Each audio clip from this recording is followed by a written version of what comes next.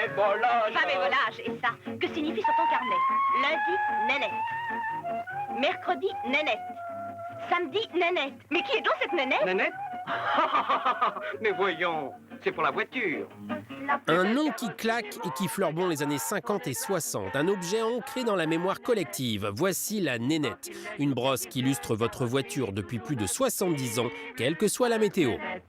Qu'il vente, qu'il neige ou bien qu'il pleuve, carrosserie toujours neuve. Vive l'ustreuse Nénette.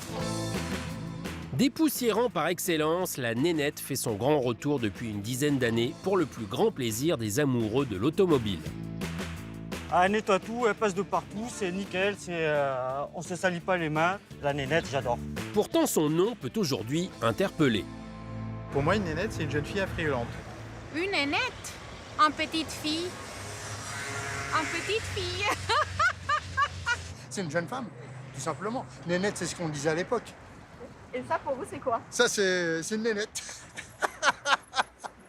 Bienvenue dans les Alpes-Maritimes, à 30 km au nord de Nice. C'est ici que se cachent les plus belles nénettes du monde. Elles sont entièrement fabriquées à la main par une poignée d'artisans. Voici Vincent, il est le responsable de l'atelier. Bonjour Nathalie. Bonjour Vincent. Ça va? Oui. Et le fil, aujourd'hui? Aujourd'hui, ça va.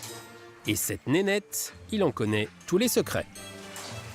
Moi, j'ai toujours connu la nénette. Mon oncle avait une nénette dans sa voiture, j'en ai une dans la mienne. La nénette est un objet vintage, de quoi qu'il en soit. La nénette, c'est vraiment un produit iconique. Et le métier à tisser, qui sert à la fabriquer, est aussi vintage. C'est de l'horlogerie. Il n'y a vraiment pas d'électronique et on est sur quelque chose qui n'existe plus.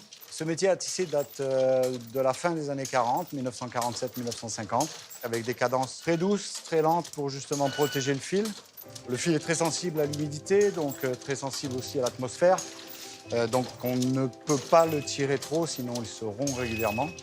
La nénette a été créée à base de fil de coton, donc c'est un fil complètement écologique, recyclable, etc. Et la nénette en elle-même, de par sa conception, c'est un produit qui est réutilisable et réutilisable à souhait. Lustreuse increvable, la nénette connaît sa période de gloire entre les années 50 et 60, puis tombe en désuétude. Sa création, elle, remonte à 1947 et tient son nom d'un couple de poupées envoyées aux poilus dans les tranchées comme porte-bonheur, Nénette et Rintintin. Ce nom a été choisi par le créateur qui s'appelle Henri Michaud. C'est devenu une légende populaire dans les tranchées. Et donc, Henri Michaud a choisi ce nom, je pense, par cette popularité et grâce à cette popularité. Mais alors, Nénette, n'est-ce pas quelque peu misogyne? Il faut replacer la création de la nénette dans son contexte en 1947. Voilà ce nom d'une poupée populaire dans les tranchées. Aujourd'hui, effectivement, ce nom est devenu tellement connu qu'il y a une certaine connotation, mais voilà, qui n'avait absolument pas lieu d'être à l'époque. Quand on voit les anciennes réclames, comme on appelait ça à l'époque, des années 50-60, c'était bien monsieur qui avait sa propre voiture avec sa nénette. Guillaume est le directeur de cette entreprise familiale. Il représente la 4e génération et il est fier de cette fabrication 100% française, souvent copiée, jamais égalée. La nénette n'a jamais quitté le sol national.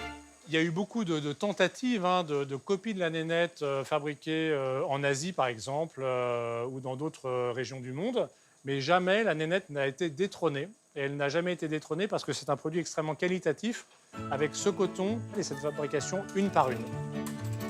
Et en effet, après l'étape du métier à tisser, les nénettes passent entre les mains expertes des couturières. Chaque jour, 450 nénettes sont assemblées minutieusement. Donc l'étape de couture est terminée. On a un produit tout boudiné avec un petit espace qui va nous permettre d'emmancher la nénette. L'ultime étape, l'imprégnation de la nénette, où là on va mettre notre petit produit pour pouvoir dépoussiérer. C'est une huile avec un parfum et avec un secret de fabrication et qui nous permet justement de capter les poussières. C'est ce qui va aspirer la poussière ou faire coller la poussière aux franges. Pareil, comme les churros, papier sulfurisé pour pouvoir les garder bien imprégnés. Chaque année, 80 000 nénettes sortent de cet atelier labellisé Entreprise du patrimoine vivant. Vous connaissez désormais toutes les ficelles de cette brosse à lustrer. Si vous voulez choyer votre voiture, vous savez ce qu'il vous reste à faire. Avec Nénette, voiture toujours nette, en vente chez les accessoiristes.